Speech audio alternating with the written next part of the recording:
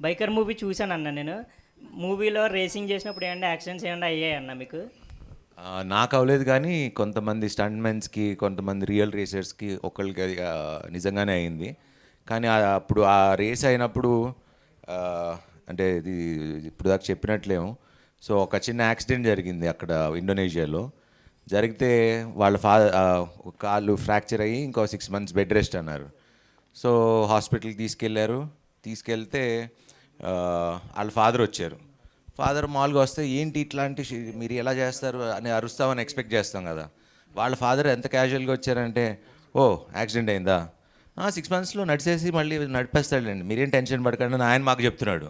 మాకేమో ఏమనుకుంటారో ఏంటో అని. Because that is the spirit of sports men.